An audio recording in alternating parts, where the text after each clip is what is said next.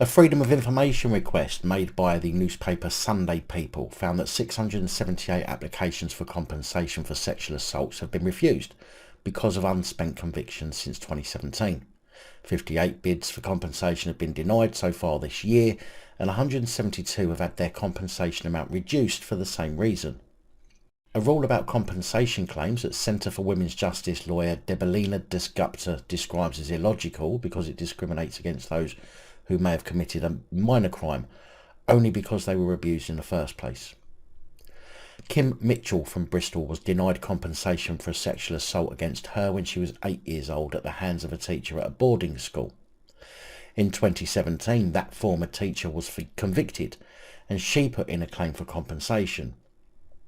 However, earlier in the year, she was convicted of a public order offence after taking a Rottweiler to collect an overdue paycheck from her former boss. Kim called the rule an absolute joke. They don't take into consideration that this will have affected us our whole lives. I have insecurity, trust and anger issues that were never dealt with in 30 years. It is a constant kick in the teeth. We shouldn't have to fight for this. We've had a crime committed against us. Debaleena Dasgupta from the Centre for Women's Justice said Kim was only in the position where she had committed a few minor crimes before because she was a victim of a crime in the first place. Angela Cairns, Chief Executive of Reformed Offenders charity Unlock, said, "An unspent conviction does not equate to an unworthy victim." These figures show that despite a commitment to support victims to cope and recover from the impact of crime in the draft Victims Bill, people with unspent convictions continue to face discrimination when claiming compensation for sexual assault and other crimes. The Ministry of Justice said our compensation scheme is one of the most generous in the world, paying over $153 million to victims and families impacted by violent crime in 2020 and 2021. While the unspent conviction rule aims to reflect the harm offenders have caused to society, and the Supreme Court determined it as fair and proportionate, we will shortly launch a consultation on its future.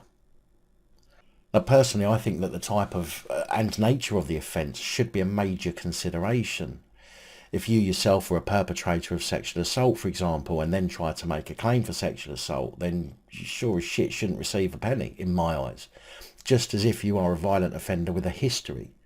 But a simple mistake in your past, or something like a potentially questionable charge, such as public order, certainly should not see you able or unable to exact justice and compensation for crimes committed against you.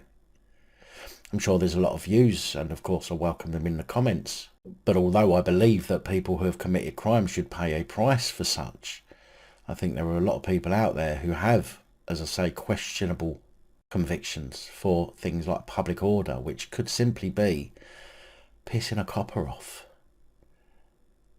And because of that, you get to lose out on a potential support that you've needed or need to recover from the violent crime that you've been a victim of. But again, that's my opinion. Let me know what you think in the comments.